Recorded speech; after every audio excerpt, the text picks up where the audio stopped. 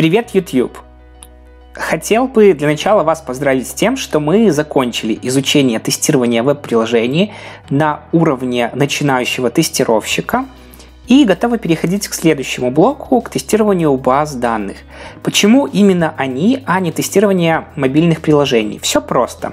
Так как, зная теорию тестирования из первого блока, тестирование веб-приложений из второго, и зная базы данных, вы уже сможете проходить собеседование на должность начинающего тестировщика в области тестирования веб-приложений. То есть вам уже не понадобится знания для тестирования мобилки. Либо же, если ваша компания в дальнейшем планирует переходить на них, то вы сможете без проблем их узнать уже либо на моих уроках, либо уже внутри вашей компании с помощью ваших менторов. Прежде чем мы с вами перейдем к сегодняшнему занятию, я бы хотел обратить внимание на следующее. На прошлом занятии я допустил ошибку, когда рассказывал вам про метод POST и про то, куда мы должны вводить значения для того, чтобы отправлять запрос на сервер. Я сказал вам, что необходимо отправлять их во вкладке Params. Это неправильно, так как эта вкладка используется для GET-запросов. Чтобы отправить данные на сервер через POST, мы должны использовать именно тело запроса. То есть мы выбираем вкладку Body, радиобатоном выбираем Form Data и вводим наш уже ключ значения сюда и отправляем наш запрос. Именно так правильно работает POST-запросы. Поэтому приношу свои извинения. Каждый может совершить ошибку, поэтому обратите на это внимание, когда будете смотреть предыдущее видео, либо же возвращаться к нему, если что-то подзабудете. И теперь непосредственно о базах данных. Почему необходимо их знать тестировщику? База данных – это очень полезный инструмент, который используется не только в тестировании, но и в самой разработке, даже в бизнес-анализе. То есть это довольно мощный инструмент, так как данные – наше все. Хотел бы сразу обратить ваше внимание на следующее. Перед вами сейчас знакомая вам форма для регистрации на сайте. Такую форму очень часто показывают на собеседованиях и просят вас рассказать, как бы вы ее протестировали. Самая главная ошибка начинается с того, что вы начинаете говорить о том, что я бы, например, вводил максимальное количество символов в поле логин, либо же пароль, и проводил все проверки, о которых мы с вами говорили в рамках тестирования веб-форм. Сейчас ссылка появится вверху. Да, это верно, но это не самый первый этап, который вы должны сделать. Чаще всего кейс user story требования от вашего интервьюера звучит так. Пожалуйста, протестируйте то, что вы можете залогиниться в систему. Как мы можем это сделать? Все данные о логинах, паролях, либо же другой информации, которая может содержаться на этой форме, хранится в базе данных.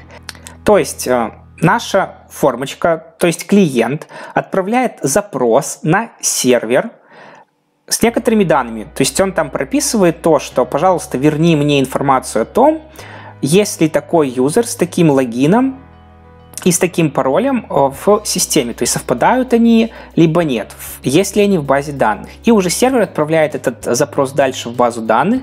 Если это совпадает, то база данных говорит ок, сервер получает эту информацию и отправляет ее уже непосредственно клиенту, и мы входим на наш сайт.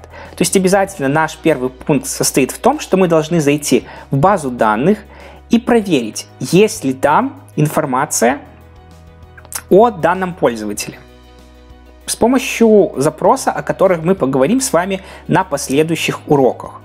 То есть запомните, это ваш самый первый шаг. А уже потом, после того, когда мы проверили, что да, действительно мы можем войти в систему, зашли в базу данных, что там содержится необходимая нам информация, только потом мы приступаем непосредственно к тестированию самой формы, вводя недопустимые значения, либо допустимые значения в заданном диапазоне, которые есть в требованиях. То есть на это обращаем свое внимание. Также работает абсолютно все, что связано с базами данных.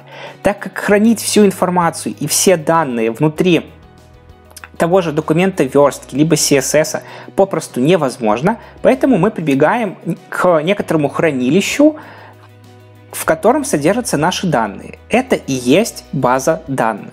То есть база данных – это набор сведений, хранящийся в упорядоченном виде. И давайте посмотрим вообще, какие есть базы данных, их типы. Существует 3 основных типа базы данных. Иерархическая база данных, сетевая и реляционная. Иерархическая, как понятно из названия, состоит в следующем. То есть у нас есть какой-то один корневой узел, и от него идут разветвления к другим. Непосредственно у этого узла, который принадлежит нашему корневому, есть еще какие-то узелки. И так они разветвляются все дальше. То есть есть некоторая иерархия, несколько уровней. Так называемая система предок-потомок. То есть предок – это наш, например, корневой узел, потомки – это те узлы, которые отходят от него. Так, для уровня 3 предком будет уровень 2, а уровень 3 будет являться потомками и так далее. Следующий тип – это сетевая база данных, когда у нас также есть некоторый набор данных, но эти данные также зависят от других. То есть у них есть некоторая такая взаимосвязь, то есть не просто у нас взаимосвязь один ко многим, а здесь у нас уже могут быть такие взаимосвязи, как многие ко многим, многие к одному. То есть об этих взаимосвязях мы поговорим с вами чуть дальше, ну просто чтобы вы понимали, что такое сетевая модель. То есть она выглядит в форме такой сети. Иерархия в форме дерева, сетевая в форме сети. И та, которая используется сейчас во всех базах данных, это реляционная модель, когда у нас есть некоторое множество вот таких вот двумерных таблиц, в которых содержатся наши данные, и эти таблицы также могут между собой быть связаны. Что необходимо знать про реляционные базы данных? Во-первых, из чего они состоят? Есть так называемый первичный ключ, primary key, который является однозначным идентификатором данной строки, и он обязателен для реляционной базы данных. Почему? Потому что он уникальный, а если, например, мы возьмем значение имя столбца, то мы увидим, что здесь могут быть одинаковые имена, и в таком случае наша база данных будет отрабатывать порой некорректно, когда мы будем запрашивать какое-то одно имя, и у него будет много одинаковых значений, и она будет выдавать нам очень много значений по одному этому запросу. Поэтому всегда есть такие идентификаторы, которые уникально определяют строки в нашей базе данных. И есть так называемые вторичные ключи, внешние ключи. А данные ключи служат для того, например, если у нас есть 2 таблицы, в которых есть связанные данные, то как нам эти таблицы между собой можно связать? С помощью вторичного ключа. То есть мы вводим какие-то одинаковые идентификаторы для этих 2 таблиц, и с помощью этого идентификатора мы связываем наши 2 таблицы. То есть, например, идентификационному номеру 11 будет соответствовать данные Иван Сингл Осло и Mail 25. То есть, таким образом мы связываем несколько таблиц. Вторичный ключ не обязателен, он появляется только тогда, когда у нас есть несколько таблиц, и нам необходимо ввести какие-то закономерности взаимосвязи между ними. Еще хотелось бы отметить, что строки в таких таблицах называются записями, а столбцы называются полями. То есть тоже обратите на это внимание. Следующий аспект, который я хотел бы затронуть, это аспект нормализации. Что такое нормализация? Это процесс приведения таблиц к нормальному виду. Звучит достаточно странно, но давайте разберемся, что такое нормальный вид, либо же нормальные формы. Это требования, предъявляемые к таблицам в теории реляционных баз данных. То есть у нас есть некоторые правила, по которым должны создаваться наши таблицы, для того, чтобы они адекватно обрабатывались нашей системой управления базы данных, о которой мы поговорим с вами на этом уроке чуть дальше. И вам необходимо знать как минимум 2 таких нормальные формы. Их больше, есть еще 3-я нормальная форма, но я не буду останавливаться на ней подробно, так как обычно ее не спрашивают ни на собеседованиях, ни в обычной жизни вы ее не встречаете. Поэтому, если вам интересно, то можете погуглить, что это такое. Я думаю, объяснение вы найдете в интернете без проблем. Итак, если мы говорим про первую нормальную форму, то она требует, чтобы каждый элемент таблицы имел только одно значение, то есть был атомарным. Смотрите, как мы видим в данной строке у нас есть несколько значений в одном поле. Это неверно. То есть мы должны разделить эту запись так, чтобы она была атомарной, чтобы мы могли использовать каждое поле по отдельности. То есть вот такая запись, она правильная и соответствует требованиям первой нормальной формы. Запоминаем: атомарность. Вторая нормальная форма требует, чтобы таблица находилась обязательно в первой нормальной форме. То есть если у нас не выполняются требования, которые предъявляются к первой, то мы не сможем говорить о том, что эта форма является также и второй, в случае, если другие какие-то условия выполняются.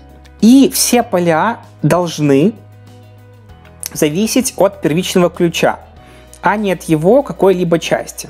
То есть, смотрите, в данной таблице у нас здесь есть два ключа – департамент и позиции. И наша зарплата зависит от этих двух ключей. А вот необходимость того, чтобы на рабочем месте был компьютер, зависит только от позиции. То есть департамент на это не влияет. Это неправильно, поэтому мы должны сделать так, чтобы у нас данная форма соответствовала второй нормальной. В данном случае зарплата у нас остается в этой таблице и зависит от департамента и позиции, а уже необходимость в компьютере переносится в другую таблицу, и она зависит только от позиции. Надеюсь, что вам стало немножко понятнее, что это такое. Напоминаю, что про третью форму вы должны прочитать самостоятельно. Также, так как есть процесс нормализации, то есть такой процесс, как денормализация. В запросах к полностью нормализованной базе нередко приходится соединять до десятка, а то и больше таблиц. А каждое соединение – это очень ресурсоемкая операция. Как следствие, такие запросы требуют огромного количества ресурсов сервера и выполняются очень медленно. Поэтому в дело вступает процесс денормализации. Есть несколько способов, как это можно осуществить. Например, денормализация путем сокращения количества таблиц. То есть лучше объединять в одну таблицу несколько, имеющих небольшой размер, содержащих редко изменяемую информацию. Причем информация по смыслу тесно должна быть связана между собой. Таким образом, мы сокращаем количество запросов к нашей базе данных и к тому количеству информации, которое необходимо обработать. И второй распространенный способ – это денормализация путем ввода дополнительного поля в одну из таблиц. При этом появляется некоторая избыточность наших данных, поэтому необходимы дополнительные действия для сохранения целостности нашей базы данных. Чтобы запускать процесс денормализации, нужно очень хорошо знать нашу базу данных, как она себя ведет с тем количеством данных, которые в ней есть, сколько времени необходимо на обработку. Поэтому я думаю, что вам, как начинающим тестировщикам, не нужно в эту операцию залазить с головой, но просто необходимо знать, что не всегда приведение к нормальным формам и к требованиям может очень хорошо влиять на производительность нашей базы данных. Я думаю, если вас привлекут к процессу денормализации, то вас ведут в курс дела, что вам необходимо будет делать и как эти ваши действия повлияют на работу базы данных. Следующий аспект, который я хотел бы сегодня затронуть, это отношения в базе данных. Существует три типа, и один из этих типов может называться по-разному. Сейчас мы поговорим с вами о них чуточку подробнее. Есть отношения один к одному. Это означает, что каждая запись в одной таблице соответствует только одной записи в другой таблице. Ничего сложного. Отношение один ко многим означает, что каждой записи в одной таблице соответствует одна или несколько записей в другой таблице. Отношения многие к одному являются точно таким же, как один ко многим, просто такой тип отношений зависит от вашей точки зрения. И последний тип – это многие ко многим, когда возникает отношение между двумя таблицами в тех случаях, когда каждой записи в одной таблице соответствует 0, 1, 2 или более записи в другой таблице и наоборот. То есть на досуге более подробно прочитайте, что это вообще может означать, и для себя запомните вот эти 3 основных типа: 1 к 1, 1 ко многим и многие ко многим, так как это поможет вам более лучше понимать взаимоотношения внутри ваших таблиц, внутри вашей базы данных. И напоследок давайте затронем такой вопрос, как система управления базой данных. Это совокупность языковых и программных средств, которая позволяет создавать, изменять, удалять наши данные, осуществляет доступ к ним и обеспечивает безопасность наших данных, а также все возможные модификации этих данных, то есть все, что вы можете придумать, что мы можем сделать с нашими данными внутри этой базы. Очень часто спрашивают, чем отличается база данных от СУБД, и иногда этот вопрос вводит в ступор. Поэтому обращайте ваше внимание, что база данных — это, во-первых, объект, и это всегда просто набор каких-то данных. А система управления — это субъект, который, скажем так, управляет нашими данными, и в первом приближении это просто программа, некое программное обеспечение. То есть база данных — это просто наши данные, СУБД — это программа. Когда вы это запомните и уясните для себя, никаких вопросов, связанных с тем, чем отличается между собой база данных и СУБД, у вас не будет. Существует несколько видов основных баз данных, это далеко не все.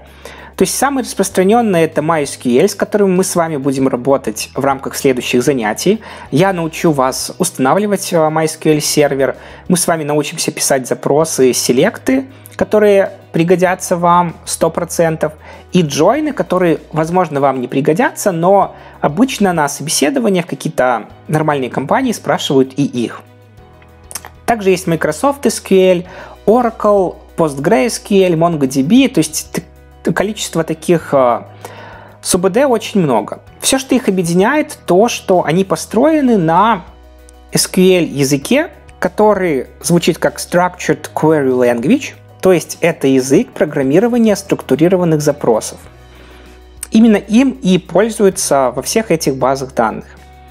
С некоторыми отличиями в разных, но все-таки в основном там все повторяется.